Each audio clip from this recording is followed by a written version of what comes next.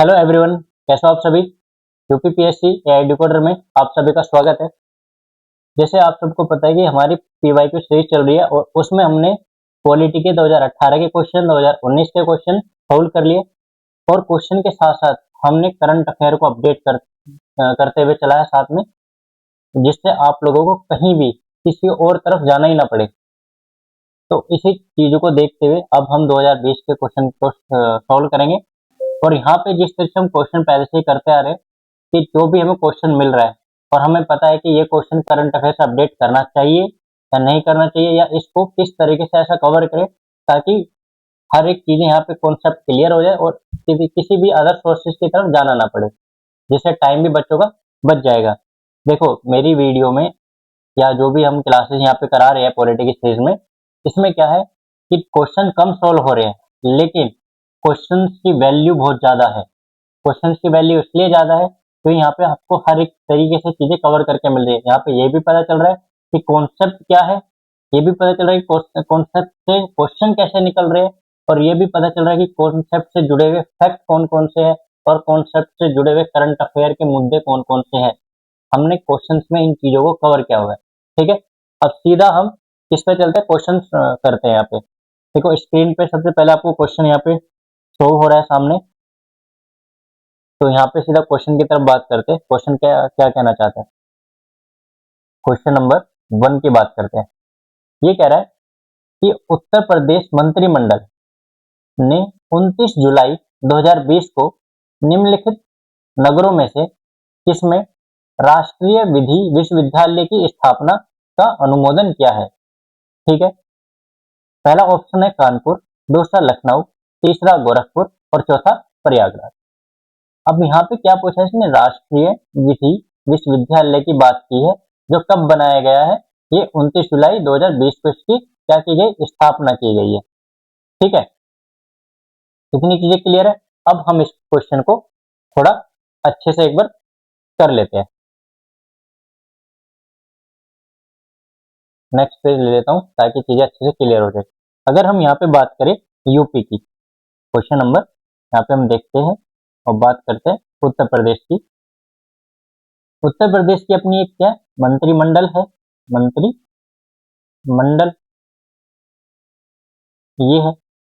मंत्रिमंडल ने क्या काम किया, 29 जुलाई को 29 जुलाई 2020 में 2020 में एक राष्ट्रीय विधि विश्वविद्यालय, क्या विश्वविद्यालय, इसकी क्या की गई है, इसकी स्थापना की है। इतनी चीज क्लियर हो गई। देखो ये तो हमारे क्वेश्चन में भी मेंशन है चीजें, लेकिन ये पूछे कि कहाँ पे स्थापना की है। अगर हम इसका बात करें तो ये है प्रयागराज में। ठीक है, और प्रयागराज में कहाँ पे है, प्रयागराज में ये देवघाट में है। अब इतना क्लियर हुआ। देखो अब यहाँ पे थोड़ा सा और चीजों को हम एक्स्ट्रा यहाँ पे देख लेते हैं। ये जो राष्ट्रीय विश्वविद्यालय है इसको क्या किया गया, इसका आगे जाकर के नाम बदला गया। और नाम क्या रखा गया, नाम किसके सम्मान में रखा गया। हम देखते हैं कि नाम की बात करें तो जो हमारे प्रथम राष्ट्रपति थे, प्रथम राष्ट्रपति कौन थे हमारे, आप लोगों को ये सब तो पता होगा, डॉक्टर राजेंद्र प्रसाद। ये कौन हमारे प्रथम राष्ट्रपति है। अब इन्हीं के सम्मान में इसका क्या नाम रखा गया, डॉक्टर राजेंद्र प्रसाद राष्ट्रीय विश्वविद्यालय, ये इसका नाम रखा गया है। ठीक है, डॉक्टर राजेंद्र प्रसाद प्रथम राष्ट्रपति के सम्मान में, ठीक सम्मान में। ठीक है, राष्ट्रीय विधि विश्वविद्यालय, विधि विश्वविद्यालय। ठीक है, इतनी चीजें थोड़ा। अब देखो क्या हम कह सकते हैं कि यूपी में एक ही राष्ट्रीय विश्वविद्यालय है, तो इसका आंसर होगा नहीं।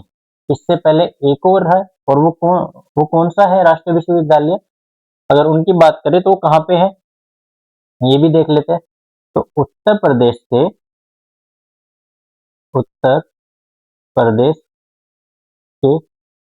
पहले एक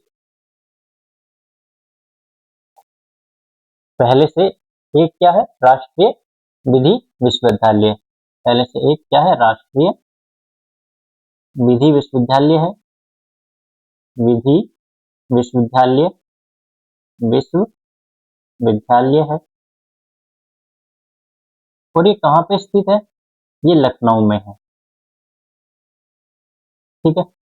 और इसका पूरा नाम क्या है, अगर इसके पूरे नाम की बात करें तो डॉक्टर, ये इनके सम्मान में है, राम मनोहर लोहिया। ठीक है। राष्ट्रीय विश्वविद्यालय, राष्ट्रीय विधि विश्वविद्यालय, विश्वविद्यालय, ये इनके सम्मान में है। ठीक है।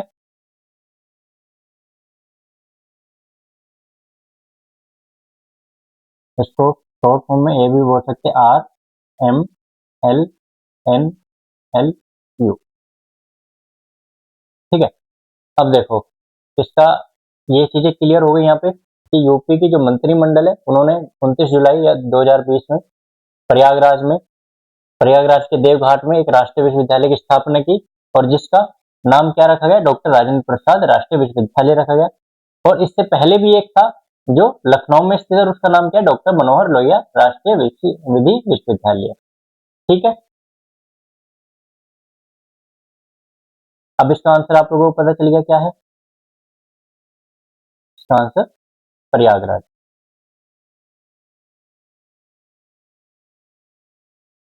क्योंकि 2020 के करंट अफेयर का क्वेश्चन था, और ये भी करंट अफेयर से रिलेटेड क्वेश्चन है। अगर इसकी बात करें तो भारत के निम्नलिखित राज्यों में से किसमें कोविड-19 अवधि में पहली बार ई लोक अदालत प्रारंभ हुई।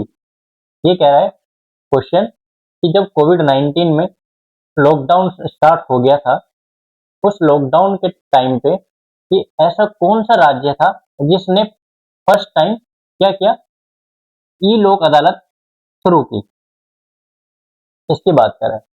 अगर इसका आंसर देखें, उत्तर प्रदेश, महाराष्ट्र, छत्तीसगढ़ या बिहार। अगर हम यहाँ पे इसकी बात करें कि कोविड-19 के दौरान, नेक्स्ट स्लाइड ले लेते हैं पहले, तब देखते हैं। देखो ये किसकी बात कर रहा है, ये कोविड-19 के टाइम की बात कर रहा है। ठीक है। यहाँ पे लॉकडाउन हुआ था। इस लॉकडाउन के अंतर्गत क्या हो रहा था कि जितने भी अदालत थी, यहाँ पे क्या था, यहाँ पे फिजिकली अटेंड नहीं हो पा रहे थे, फिजिकली चीजें नहीं चल रही थी क्योंकि सब चीजें बंद थी लॉकडाउन में। अब यहाँ पे क्या, केसेस बहुत सारे थे। इस चीज को लेकर के क्या शुरू किया गया, ई ई अदालत शुरू की गई। एक मिनट,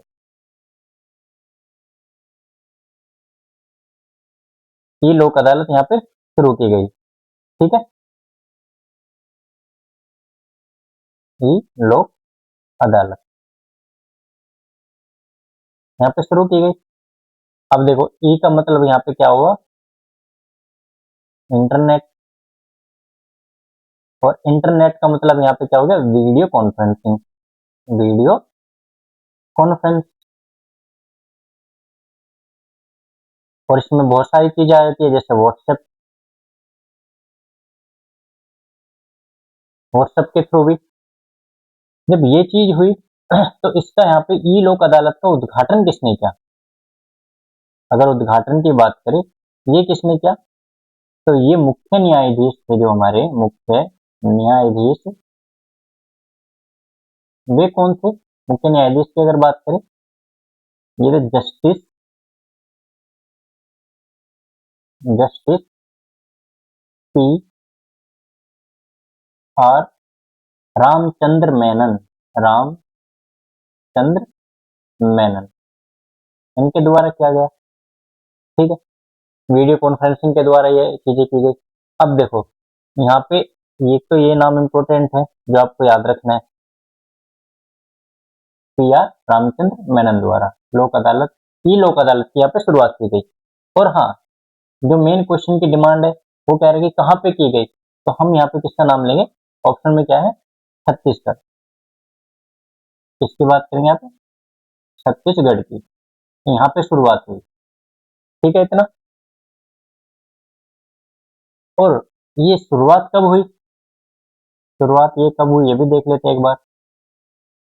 तो ईयर तो देखो सबको पता है कोविड का क्या है, 2020 है, लेकिन यहाँ पे डेट और मंथ और याद रख लेना, तो वो है 11 जुलाई। ठीक है, 2020, ये याद रखना। अब देखो इसमें जो आप लोगों को पता होना चाहिए कि ई लोक अदालत क्या होती है।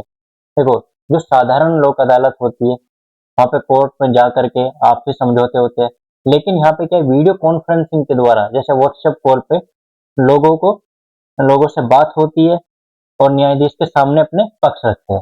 ये चीजें यहाँ पे कि हम दोनों पार्टी आपस में बात करती है और वहाँ पे जज भी वीडियो कॉल पे होते हैं और मुद्दों को वहाँ पे डिस्कस करते हैं, सोल्व करते हैं। ठीक है, इतनी चीज क्लियर है।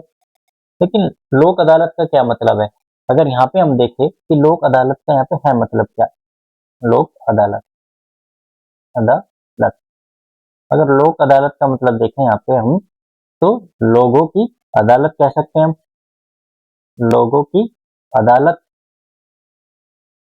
अदालत ये कह सकते हैं। अब ये लोगों की अदालत किस विचार से प्रेरित है ये भी तो पता हो थोड़ा सा हमें, तो हम कह सकते हैं गांधीवादी सिद्धांत के विचार की अवधारणा है ये, गांधीवादी सिद्धांत के विचार की। ठीक है, इतना क्लियर हुआ। देखो, लोक अदालत का जो एक्चुअल मीनिंग निकल के आता है वो क्या है, यहाँ पे क्या होता है कि बिना मुकदमा के फीस के ये समझौता कराया जाता है, यहाँ पे कोई फीस वगैरह नहीं ली जाती, इतना क्लियर है।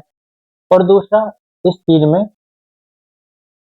और क्या, देखो यहाँ पे कुछ चीजें मैं एक बार आपको ना प्रॉपर तरीके से लिखवा देता हूँ ताकि आपको चीजें क्लियर हो जाए, क्योंकि एक डेफिनेशन मिल जाएगी आपको लोक अदालत की, तो आप एग्जाम में अगर आपको रिटर्न में भी लिखना होगा, रिटर्न एग्जाम में, तब वो लिख सकते हो।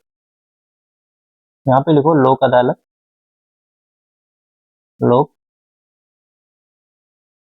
अदालत का अर्थ क्या है।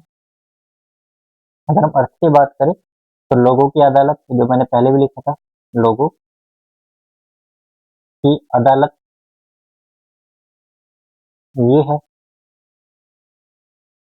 अगर हम देखो, मैं चीजें इसलिए डीप यहाँ पे करा रहा हूँ चीजें, ताकि कथन निष्कर्ष में किसी भी तरीके से क्वेश्चन बने आप वो अच्छे से समझ करके क्वेश्चन कर लो, ये ना लगे यार कोई भी टॉपिक नया है समझ में नहीं आ रहा है। ठीक है, यह पूरी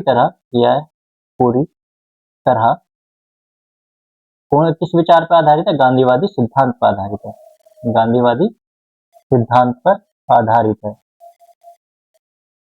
सिद्धांतों पर क्या है ये, आधारित है, पर आधारित है। ठीक है इतना। जहां मुकदमों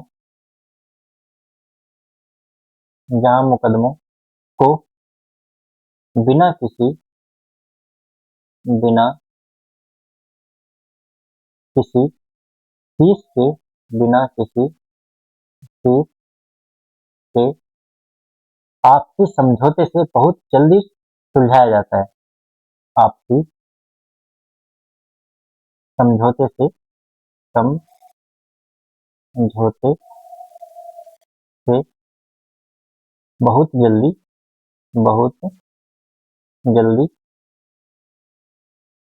समझाया या सुलझाया जाता है जाता है। ठीक है, इतना क्लियर हुआ। अब इसमें इसकी कानूनी मान्यता देख लेते हैं। ये कुछ चीजें हैं जो पता होना बहुत जरूरी है।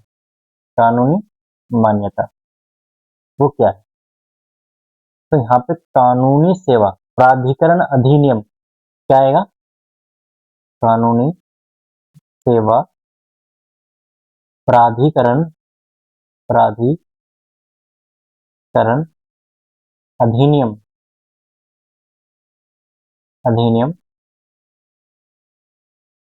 1987 के तहत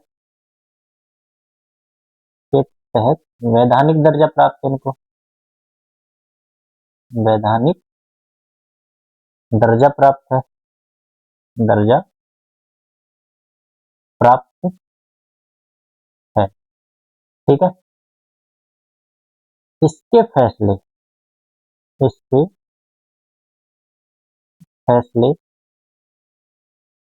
को इसके फैसलों को सिविल कोर्ट की डिक्री अभी डिक्री क्या होता है? इस डिक्री का मतलब है आदेश। जितने भी सिविल कोर्ट की डिक्री या आदेश है, आदेश माना जाता है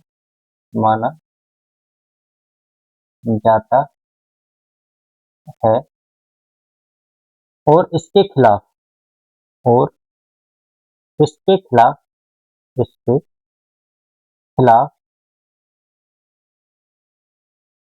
कहीं और अपील नहीं की जा सकती, इसके खिलाफ कहीं और अपील नहीं की जा सकती।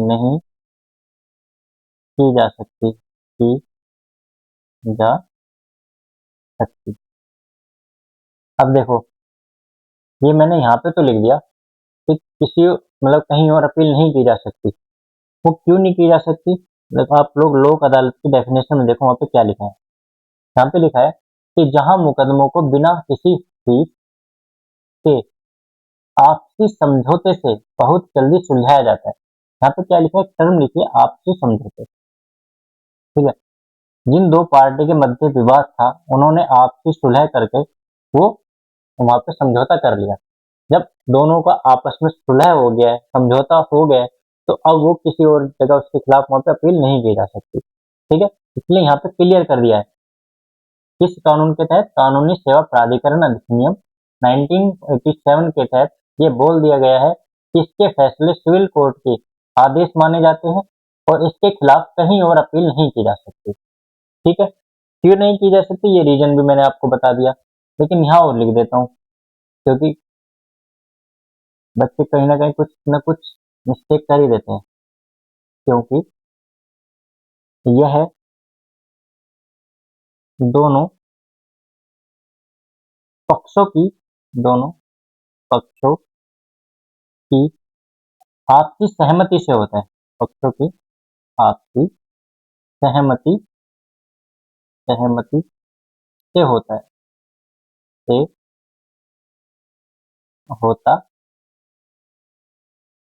है। अब ठीक है, अब डेफिनेशन बिल्कुल क्लियर हो गई है। अब इसमें कुछ चीजें और देख लेते हैं जो इम्पोर्टेंट मुझे लग रही है, मैं वो चीजें यहाँ पे लिखवा देता हूँ। भारत में पहली पारंपरिक लोक अदालत कहाँ पे हुई थी, कहाँ की गई थी? अगर यहाँ पे बात करें तो पहली कहाँ हुई थी? ये हुई थी गुजरात के जूनागढ़ में। कहाँ पे? गुजरात जूनागढ़। और कब हुई थी वो डेट यहाँ पे लिख सकते हैं, 14 मार्च 1982, 1982। एक मिनट,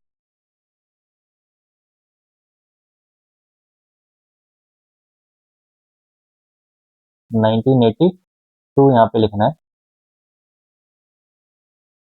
1982। ठीक है, ये ध्यान रखना कि भारत में पहली लोक अदालत कब हुई थी, वो गुजरात जूनागढ़ में हुई थी। और कब हुई थी? 14 मार्च 1982 में हुई थी। अब देखो, हमने ये क्वेश्चन तो यहाँ पे देख लिया, जिसका आपको वो आंसर भी पता चल गया होगा कि इसका आंसर छत्तीसगढ़ है। लेकिन मैंने इसमें कुछ चीजें और थोड़ा सा ऐड की है। वो ये की है कि हमारा जो लोक अदालत है, ये क्या, हमारी जो लोक अदालत है, वो लोक अदालत हमारी जो संविधान है उससे कैसे संबंध रखती है। हमें ये भी तो पता होना चाहिए कि लोक अदालत के संबंध में कहाँ पे चीजें दी गई है। अब इसके लिए मुझे थोड़ा सा ये रफ करना है ताकि चीजें यहाँ पे मैं लिख सकूं। देखो अगर मैं यहाँ पे बात करूं, यहाँ पे देखते हैं हम संविधान और लोक अदालत का संबंध। ये क्या है? संविधान और लोक अदालत का संबंध। लोक अदालत का संबंध। देखो पढ़ने का तरीका तो यही है, इसी तरीके से पढ़ा जाता है और इसी तरीके से पीवाई को सोल्व किए जाते हैं। अब यहाँ पे देखते हैं इसका संबंध क्या है। अगर यहाँ पे हम इसके संबंध की बात करें तो इसका संबंध कहाँ कहाँ पे आप लोगों को नजर आएगा। देखो सबसे पहले जब हम संविधान पढ़ते हैं तो कहाँ पे क्या चीज देखते हैं। अगर आप यहाँ पे बात करते हो प्रियम्बल की, किसकी बात करते हैं? प्रियम्बल की, जिसको मैं प्रस्तावना कहते हैं। प्रस्तावना में कहाँ पे है? देखो बिल्कुल बेसिक है, यहाँ पे हम लोक अदालत के रिलेशन को देख रहे हैं तो हम यहाँ पे करते हैं सामाजिक न्याय की बात। ठीक है, फिर राजनीतिक न्याय की बात करते हैं और किसकी बात करते हैं? आर्थिक न्याय की बात करते हैं। ये क्या है? ये क्या बता रहा है? कि लोक अदालत ही बता रहा है। ठीक है, और कहाँ पे बात करते हैं? अगर हम इसकी और रिलेशन की बात करें तो वो कहाँ पे? भाग 4 के अंतर्गत। भाग 4 क्या है? राज्य के नीति निर्देशक तत्व है। ये नीति निर्देशक तत्व, निर्देशक तत्व है, ये यहाँ पे दिए गए हैं। अब इसके अंतर्गत कहाँ पे आती है? अगर इसके अंतर्गत बात करें तो ये अनुच्छेद 39A के अंतर्गत भी आता है। ठीक है, अब देखो अनुच्छेद 39A में क्या है, मैं आप लोगों को वैसे पढ़ा चुका हूँ सारे आर्टिकल्स राज्य डीपीएसपी के, लेकिन यहाँ पे कुछ चीजें हैं जो सामने आएगी तो उनको हम दोबारा देख लेंगे। अगर हम यहाँ पे बात करें 39A की तो ये कहता है समान न्याय और मुफ्त कानूनी सहायता। किसकी बात कर रहा है? समान न्याय और मुफ्त कानूनी सहायता की बात करता है। मैं एक बार यहाँ पे लिख देता हूँ, समान न्याय और मुफ्त कानूनी सहायता। मुफ्त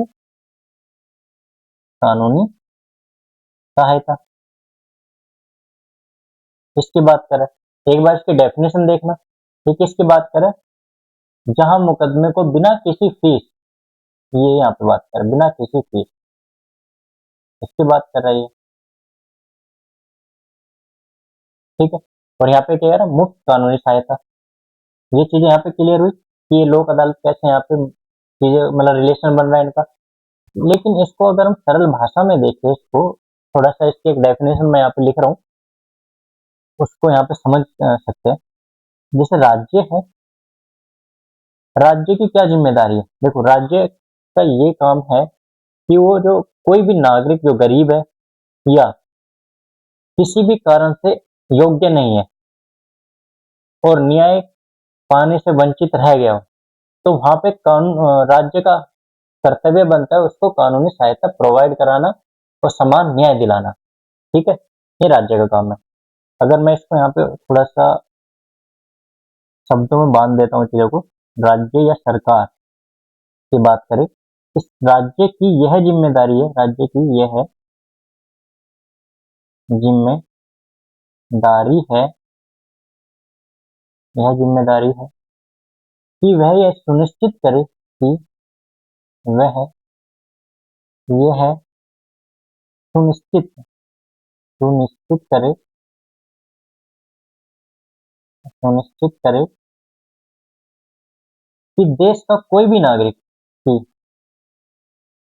देश का कोई भी नागरिक, कोई भी नागरिक,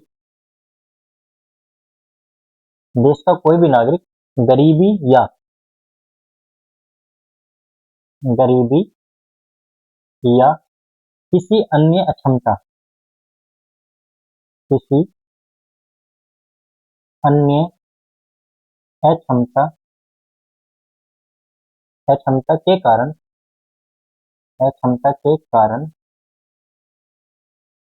न्याय पाने से वंचित ना रह जाए। क्या ना हो जाए? वंचित ना रह जाए। वंचित ना रह जाए। ठीक है, ये थोड़ी इसके मैं डेफिनेशन यहाँ पे क्लियर कर दी ताकि कोई चीजें ना समझ में आए तो और अच्छे से यहाँ पे समझ में आ जाए।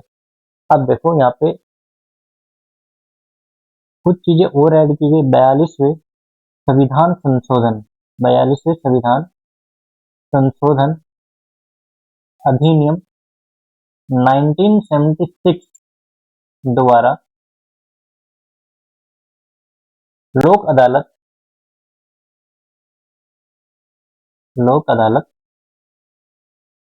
लोक अदालतें इसी अनुच्छेद कौन सा है? 39A को हकीकत में बदलने का सबसे बड़ा जरिया हकीकत में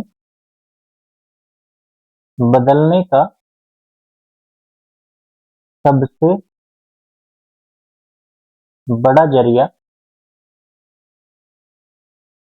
सबसे बड़ा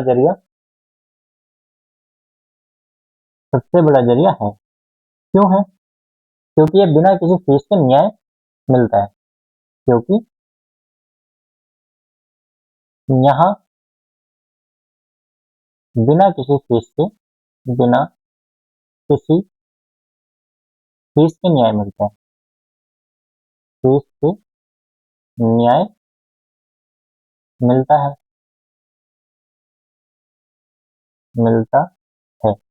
अब आप लोग सोच रहे होंगे बिना किसी फीस के न्याय मिल रहा है तो इससे क्या हो रहा है। देखो, जब भी कोई केस होता है ना तो वहां पे क्या होता है, लोग केस के पीछे अपनी जमीनें वगैरह सब बेच देते हैं केस जीतने के लिए या न्याय पाने के लिए। लेकिन यहाँ पे क्या है कि बिना किसी फीस के न्याय मिल रहा है और सरकार अपनी तरफ से आप लोगों को वकील प्रोवाइड कराती है। ठीक है, ये यहाँ पे सरकार काम करती है। दूसरा, मैंने यहाँ पे बात की थी प्रियम्बल की। नहीं तो आपको पता चलेगा डीपीएसपी का रोल क्या है। अब थोड़ा हम अभी प्रियम्बल देख लेते हैं।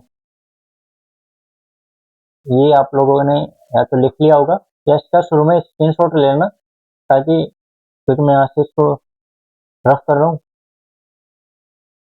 इसलिए। दूसरा, मैंने यहाँ पे बात की थी प्रस्तावना की। अब प्रस्तावना में मैं आपको बताया सामाजिक, आर्थिक, राजनीतिक न्याय। मैं एक बार यहाँ पे लिख देता हूँ, सामाजिक, आर्थिक और राजनीतिक न्याय और राजनीतिक न्याय। ठीक है, इसकी बात करते हैं। अब इसमें क्या रोल है लोक अदालत का वो देख लेते हैं। लोक अदालतें समाज के गरीब और समाज के गरीब और पिछड़े वर्ग के और पिछड़े वर्ग के बहुत कम समय पिछड़े वर्ग के बहुत कम समय कम समय और बिना किसी खर्च के और बिना किसी खर्च के बिना किसी खर्च के न्याय दिलाकर बिना किसी खर्च के न्याय दिलाकर प्रस्तावना के इस संकल्प को पूरा करती है। प्रस्तावना के इस संकल्प को क्या करती है, पूरा करती है। ठीक है, पूरा करती है। कितना क्लियर हुआ? अब देखो इसमें तीसरा पॉइंट क्या आता है, आर्टिकल 21। अब देखो ये क्या कहता है, जीवन का अधिकार, जीवन का अधिकार, इसकी बात करता है, अधिकार की, जीवन के अधिकार की बात कर रहे हैं यहाँ पे। अब देखो सर्वोच्च न्यायालय ने कई मामलों में कहा है, वो क्या कहा है, अगर हम यहाँ पे बात करें, इसमें इसके अंतर्गत बात करें, सुप्रीम कोर्ट ने कई मामलों में कहा है कहा है कि त्वरित न्याय, मतलब त्वरित न्याय का मतलब है जल्दी न्याय, त्वरित न्याय हर नागरिक का मौलिक अधिकार है, हर नागरिक का मौलिक अधिकार है, अधिकार है, ये सुप्रीम कोर्ट ने बोला है। ठीक है, जो अनुच्छेद 21 के अंतर्गत आता है, जो अनुच्छेद 21 के अंतर्गत आता है, अंतर्गत आता है। ठीक है, तो हम कह सकते हैं कि हमारा ये क्या है, त्वरित,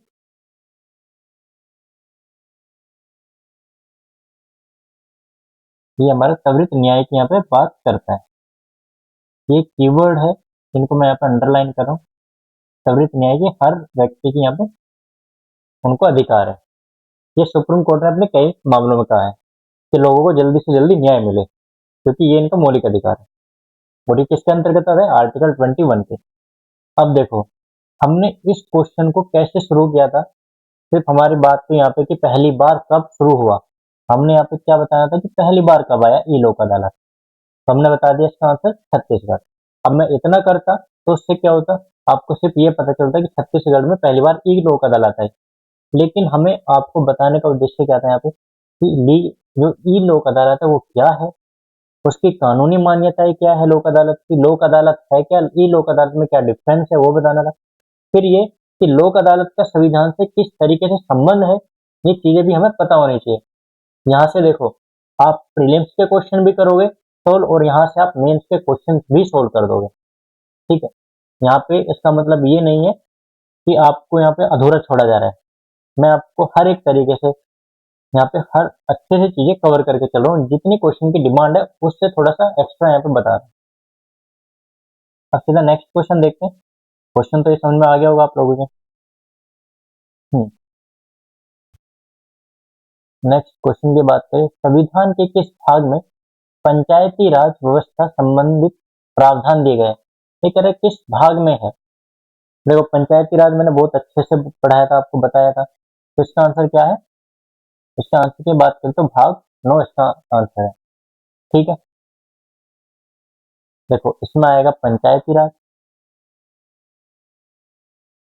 पंचायती राज आएगा, यहाँ पे राज्य की कार्यपालिका, राज्य की कार्यपालिका आएगी, कार्यपालिका आएगी, यहाँ पे मौलिक अधिकार आएंगे, मौलिक अधिकार, और भाग 4A यहाँ पे मौलिक कर्तव्य आएंगे, मौलिक कर्तव्य। ठीक है, यहाँ पे देखो मैं डिटेल में इसलिए नहीं जा रहा हूँ क्योंकि क्वेश्चन अगर यहाँ पे मैं एक भी भाग को एक्सप्लेन करूंगा तो फिर मुझे 3 और एक्सप्लेन करने पड़ेंगे भाग, तो वहां से बहुत ज्यादा टाइम कंज्यूम हो जाएगा, आप लोगों का बहुत ज्यादा टाइम लगेगा। लेकिन जैसे पंचायती राज का क्वेश्चन पहले आया था, जिस तरीके से डिटेल क्वेश्चन जो क्वेश्चन था कथन वाइज पूछा गया था, वहां पे हमने उस टॉपिक से पूरा पंचायती राज अच्छे से कवर किया था। क्योंकि उस क्वेश्चन में डिमांड थी इन चीज़ों को बताने की, लेकिन यहाँ पे ऐसी कोई डिमांड नहीं दिख रही है। तो हमने सिर्फ चीज़ें क्या देखनी है कि भाग 9 में क्या है, भाग 6 में क्या है, भाग 3 में क्या है, भाग 4 में 4A में क्या है। मैं थोड़ी सी चीज़ें एक बार यहाँ पे क्लियर कर देता हूँ आपको। जैसे राज्य की कार्यपालिका है, राज्य की कार्यपालिका, और ये किसके अंतर्गत आती है, भाग 6 के अंतर्गत आती है। अब यहाँ पे मैं आपको बता रहा हूँ कार्यपालिका के अंतर्गत कौन कौन सी चीजें शामिल है। कभी कभी क्वेश्चन में क्या होता है ना, पूछ लेते हैं कि राज्य के मंत्रिपरिषद किस भाग में है, लेकिन ऐसा बिल्कुल गलत है, या मुख्यमंत्री किस भाग में आते हैं। तो यहाँ पे देख लो, राज्यपाल,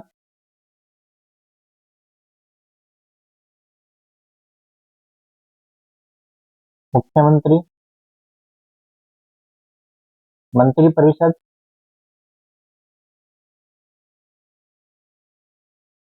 attorney general of state, AGS, ये सब क्या है, ये किसके अंतर्गत आएंगे, ये आएंगे तुम्हारा कार्यपालिका के अंतर्गत।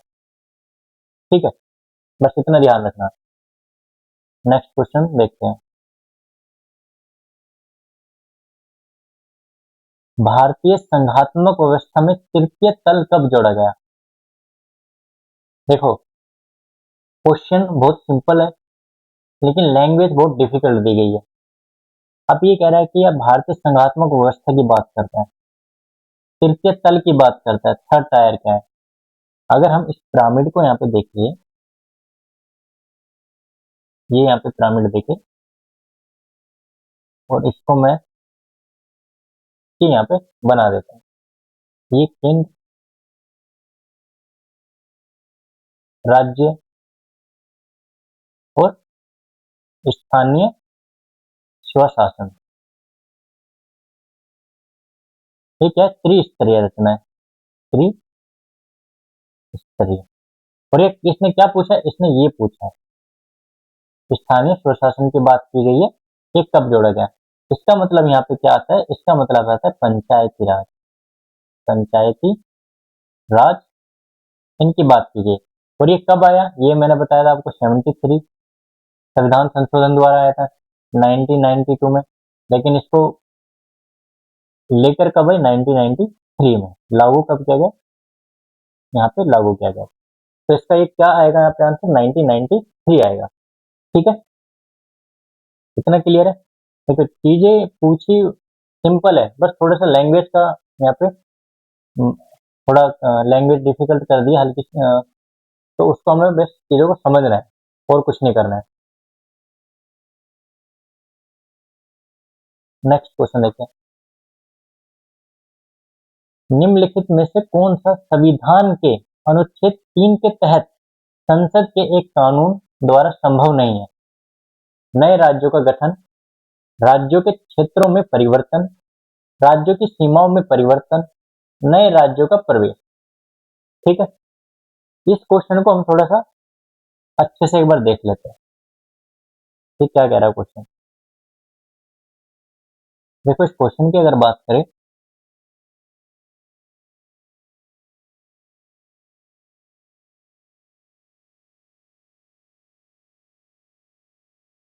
तो मैं एक बार यहाँ पे थोड़ा सा मैप ड्रॉ कर देता हूँ, जिससे ना आपको चीजें और जल्दी और अच्छे से समझ में आ जाएगी।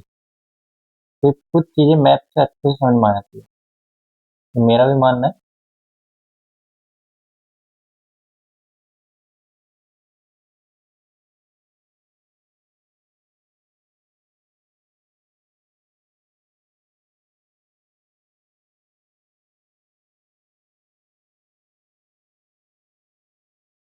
मैप थोड़ा अच्छा तो नहीं बना है।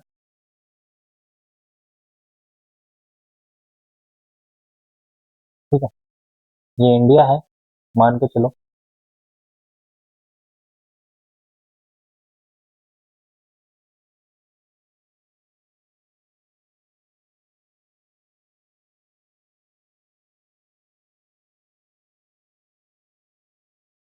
ठीक है, ये इंडिया मान लो। अब देखो, यहाँ पे तीन चीजों की बात की है।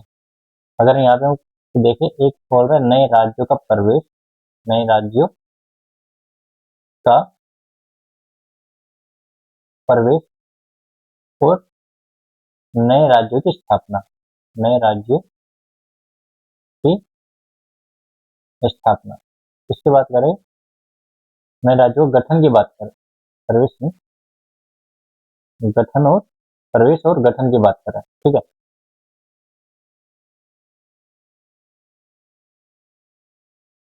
नए राज्यों का गठन, नए राज्यों का गठन की यहाँ पे बात कर रहे हैं। अब मैं इनमें क्या बताना, आपको डिफरेंस बता रहा हूँ, ठीक है, क्योंकि डिफरेंस पता होना जरूरी है। अब ये कह रहा है नए राज्यों का प्रवेश, जैसे यहाँ पे सिक्किम है, कौन सा राज्य था, सिक्किम। ये सिक्किम पहले अलग देश था, लेकिन इसको 34 या 35 अमेंडमेंट द्वारा इसको भारत में मिला लिया गया। ये क्या किया गया, यहाँ पे इसका क्या गया, प्रवेश किया गया है। क्या गया, प्रवेश, क्योंकि ये पहले एक देश था, इसको भारत में मिलाया गया है। दूसरा, ये यूपी है, ठीक है। अब इस यूपी को हमने 2000 में क्या कर दिया, इसका ये बॉर्डर बनाया, ठीक है, और इसको हमने डिक्लेयर किया कि ये उत्तराखंड है और ये यूपी है। ये हमने क्या किया, ये हमने नए राज्यों का गठन किया। ये क्या किया, राज्यों का गठन। अब इससे डिफरेंस समझ में आया कि मैं क्या बताना चाह रहा हूँ, कि जब हम एक राज्य से दूसरे राज्य, मतलब एक राज्य से कुछ क्षेत्र को अलग करके उसको नए राज्य बना देते हैं, जैसे हमने यूपी से उत्तराखंड बनाया, तो उसका क्या हमने क्या, हमने नए राज्य का गठन किया। लेकिन प्रवेश का मतलब यह है कि हमने किसी को अपने भारत में मिला लिया, उसको बोलते हैं नए राज्यों का प्रवेश। अब यहाँ पे क्या चीजें क्लियर हुई, कि नए राज्यों का गठन, राज्यों के क्षेत्र में सीमा या परिवर्तन, राज्यों की सीमाओं में परिवर्तन, और नए राज्यों का प्रवेश। अब ये जो तीन है, ए, बी और सी, ये किसकी परिभाषा को बता रहे हैं, ये अनुच्छेद 3 की परिभाषा को क्या कर रहे हैं, ये एक्सप्लेन कर रहे हैं यहाँ पे, कि हम क्या करें, अपनी सीमाओं के नाम में परिवर्तन ये सब करते हैं। लेकिन हम इसमें क्या नहीं कर रहे, नए राज्यों का प्रवेश नहीं कर रहे। ये किसके अंतर्गत आएगा, ये आर्टिकल 2 के अंतर्गत आएगा, नए राज्यों का प्रवेश। अब यहाँ पे देखो, बिल्कुल सिंपल लैंग्वेज में बता रहा हूँ। जैसे मान लो आप लोगों के पास एक ये लैंड है, ठीक है, अब ये जमीन आपके पास है। अब आपके पास वाली मकान जो है वो खाली पड़ा है, ठीक है, ये खाली है, और आपको पता है कि यार ये खाली है, अगर ये हमें मिल जाए तो हमारा क्या होगा, ये एरिया क्या हो जाएगा, बढ़ जाएगा, ये क्षेत्र बढ़ जाएगा। तो इससे क्या कर रहे हो आप लोग, आप अपने क्षेत्र को बढ़ा रहे हो,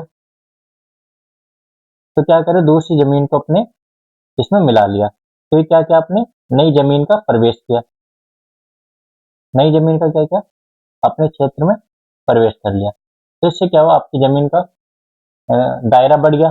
मान लो ये पहले आपके पास 100 गज थी, और अब आपके पास 150 गज हो गई, 150 गज हो गई जमीन। अब यहाँ की बात करते हैं। पहले आपने यहाँ पे डिसाइड किया था कि किचन यहाँ पे होगी, गेस्ट रूम यहाँ पे होगा, यहाँ पे अलग रूम होगा, यहाँ पे कुछ कोई अलग रूम होगा, ये बाहर का कॉरिडोर होगा, इस तरीके से आपने डिजाइन किया। लेकिन ये आपको मैपिंग अच्छे समझ में नहीं आई, तो आपने क्या किया, चीजें यहाँ पे बदल दी। आपने बोला कि हमें ये चीज नक्शा नहीं समझ में आया, तो दूसरा आप लोगों ने बना लिया, और उसके साथ अब लोगों ने क्या किया, चीजें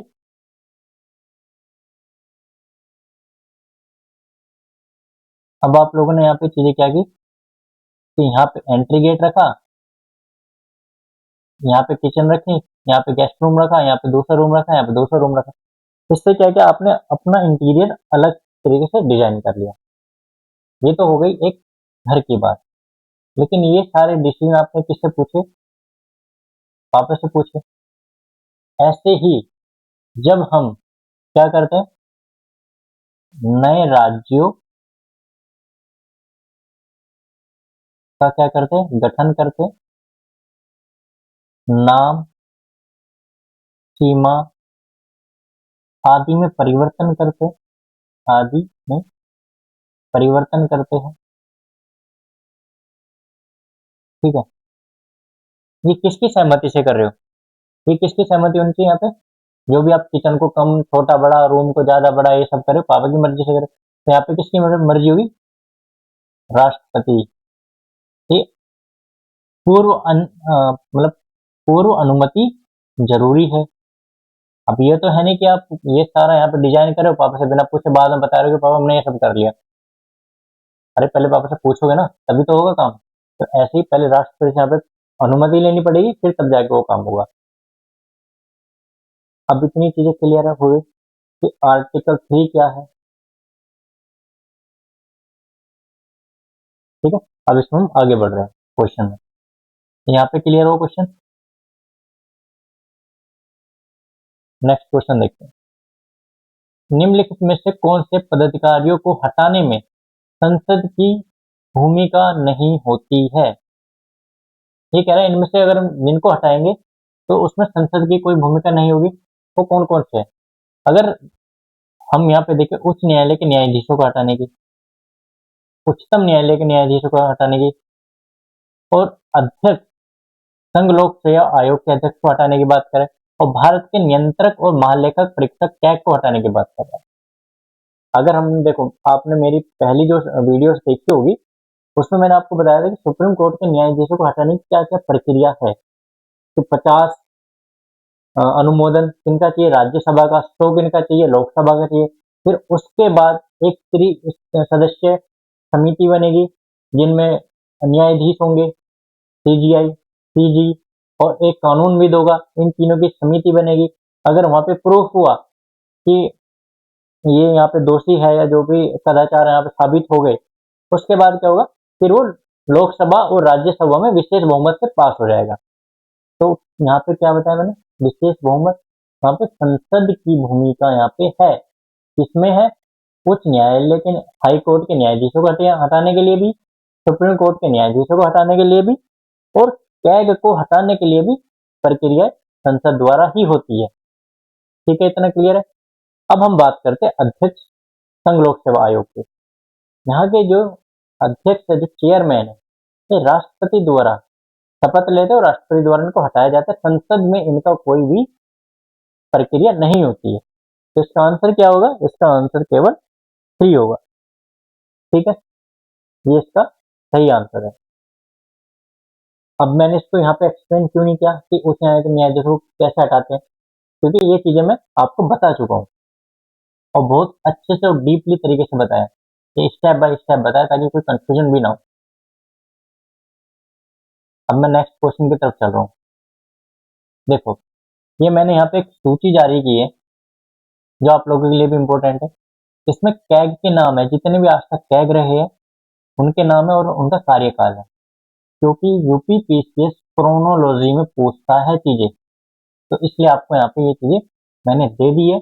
आप इनका देखो ट्रिक, अक्सर काम नहीं आती है, भूल जाते हैं, लेकिन इनके सरनेम से आप चीजें याद रख सकते हो। ठीक है, उस तरीके से आप चीजें याद कर लेना। नहीं तो मैं बाद में यहाँ पे कुछ क्लासेस लेके आऊंगा लास्ट में, जो नाम होंगे जिनमें उनकी कुछ अच्छी ट्रिक होगी ताकि आप लोगों को याद हो जाए। अगर आप अभी लोग नोट्स बना रहे हो तो उसमें अच्छे से चीजें मेंशन कर लो। नेक्स्ट क्वेश्चन की तरफ चलते हैं। पंचायतों के लिए कराए जाने वाले सभी निर्वाचनों के संचालन का अधीक्षण, निदेशन और नियंत्रण नीति निहित होता है। अब देखो, ये पूछा है कि इनमें से पंचायत के इलेक्शन कौन कराता है, ये भी मैं आपको बता चुका हूँ। राज्यपाल, भारत के निर्वाचन आयोग में, जिला पंचायत राज्य अधिकारी में, या राज्य निर्वाचन आयोग। कौन कराता है, राज्य निर्वाचन आयोग कराता है। ये जिला पंचायत इसकी हेल्प करता है, राज्यपाल बताता है कि निष्पक्ष चुनाव होने चाहिए, उस तरीके से काम करते हैं। तो इसका सही आंसर क्या होगा? राज्य के निर्वाचन आयोग। ठीक है, नेक्स्ट क्वेश्चन अब देखते हैं इसमें। निम्नलिखित युग्म में से कौन सा एक सही नहीं है? यहाँ पे भी यही पूछ रहा है कि कौन सा सही नहीं है।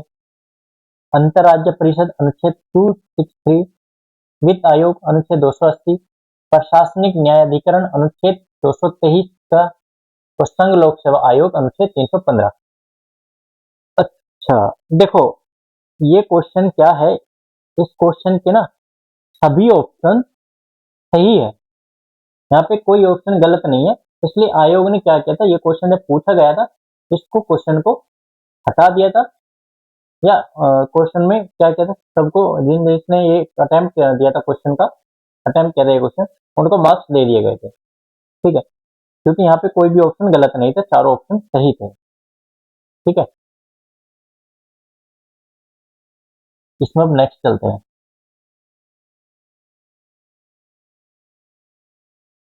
भारतीय संविधान का कौन सा अनुच्छेद केंद्रीय सतर्कता आयोग सीवीसी का वर्णन करता है? सेंट्रल विजिलेंस कमीशन, अनुच्छेद 268, अनुच्छेद 280, अनुच्छेद 276 या उपयुक्त में से कोई नहीं। देखो पहले मैंने आपको बताया था कॉन्स्टिट्यूशनल बॉडीज और नॉन कॉन्स्टिट्यूशनल बॉडीज बताया था, ये बताया था।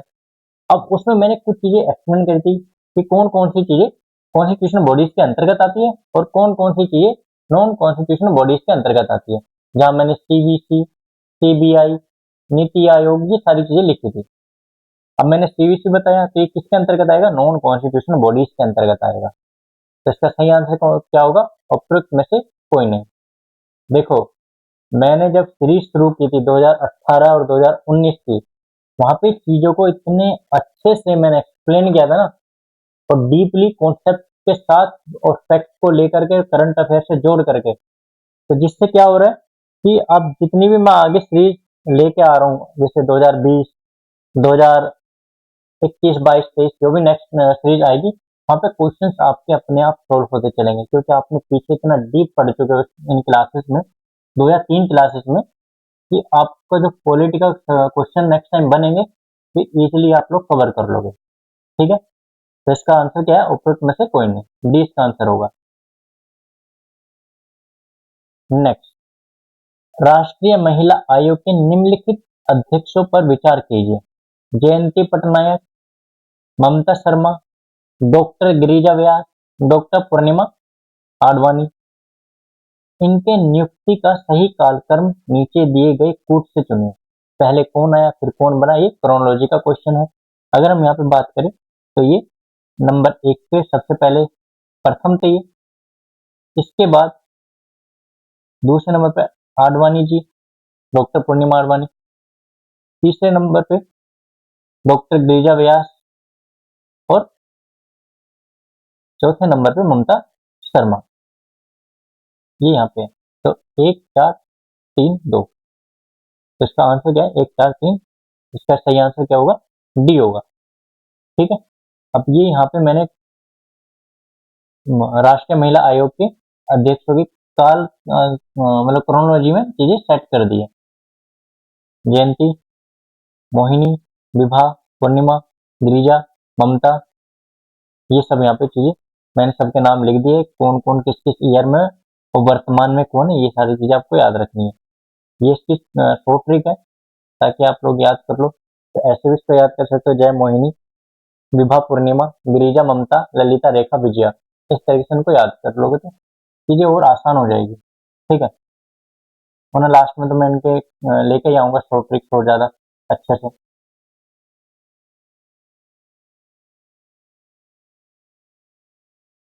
हम्म, देखो इस क्वेश्चन को देखते हैं। भारतीय संविधान के अनुच्छेद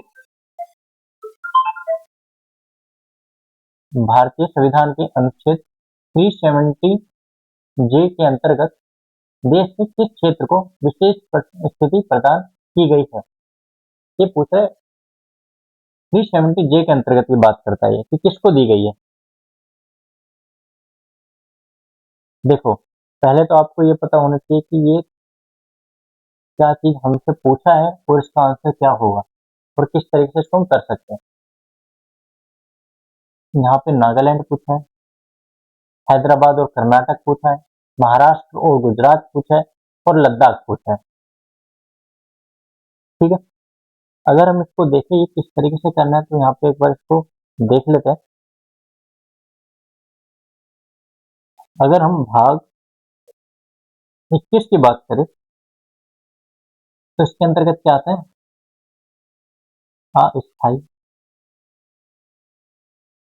संक्रमणकालीन, संक्रमणकालीन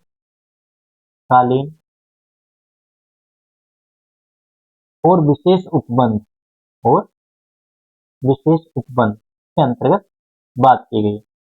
विशेष उपबंध,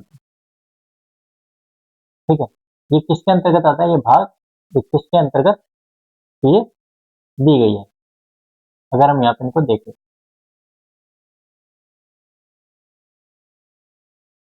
अगर यहाँ पे हम बात करें अनुच्छेद 371 जे की, 371 जे की बात करें तो यहाँ पे किन राज्यों की बात करता है, तो ये यहाँ पे बात करता है हैदराबाद, हैदराबाद कर्नाटक की बात करता है, मतलब कर्नाटक की यहाँ पे ये बात कर रहा है। इसके अंतर्गत इसको क्या दिए गए, विशेष प्रावधान दिए गए हैं। और ये जो क्षेत्र है ये कब जोड़ा गया, ये कब आया गया, ये 98वें संविधान संशोधन, 98वें संविधान संशोधन अधिनियम 2012 में ये जोड़ा गया, 2012 के अंतर्गत। इसको क्यों जोड़ा गया और इसके उद्देश्य क्या थे ये भी देख लेते हैं। इसके उद्देश्य की अगर बात करें तो वो क्या है, देखो जो कर्नाटक है ना, इसके 6 जिले हैं, इसके जो 6 जिले हैं ना उनको डेवलप करने के लिए इसको यहाँ पे ऐड किया गया विशेष। तो 6 जिले कौन कौन से, वे बल्लारी, बीदर, गुलबर्ग, गुलबर्गा, और कौन है, कोपल, कोप्पल, रायचूर, रायचूर, और कौन है, यादगिरी, यादगीर। ये 6 जिले हैं जिनके लिए, जिनको डेवलप करने के लिए यहाँ पे बात की गई थी कि ये जो विकास का यहाँ पे सही आवंटन करना है, सरकारी नौकरियां देनी है, आरक्षण प्रोवाइड करना है शिक्षा में, ये सारी चीजें यहाँ पे इन जिलों के लिए दी गई है क्योंकि काफी पिछड़े हुए जिले थे। अब मैं इसमें कुछ चीजें और बता देता हूँ ताकि इस टाइप का कोई और क्वेश्चन किसी और राज्य से रिलेट करके पूछे तो उसको हमें कैसे सोल्व करना है, और आ भी सकता है नेक्स्ट टाइम, और मैचिंग में भी आ सकता है, ये भी हो सकता है। तो मैं यहाँ पे कुछ आर्टिकल्स लिख रहा हूँ। अनुच्छेद 371 ए की बात करते हैं।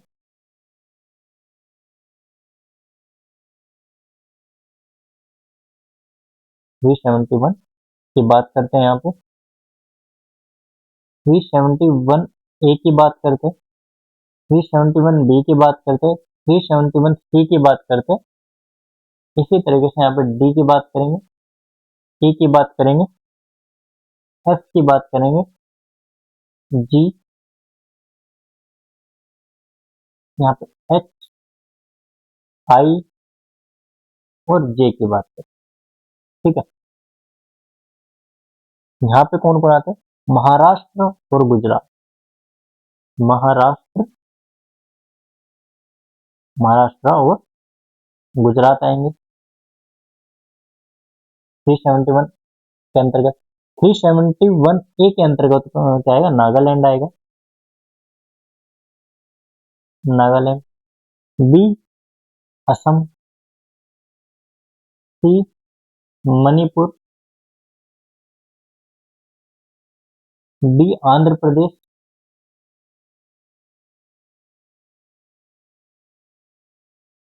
ई तेलंगाना, तेलंगाना, एफ सिक्किम, जी मिजोरम,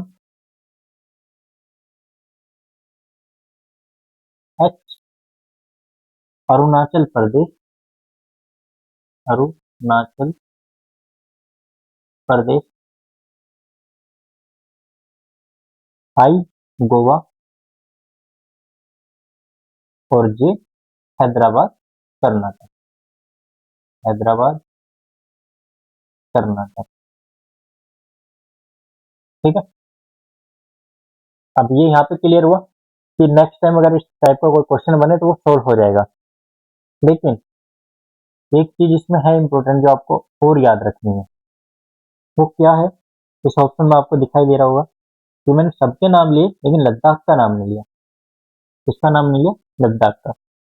क्योंकि लद्दाख के लिए अनुच्छेद 371 के तहत वर्तमान में कोई विशेष दर्जा नहीं है।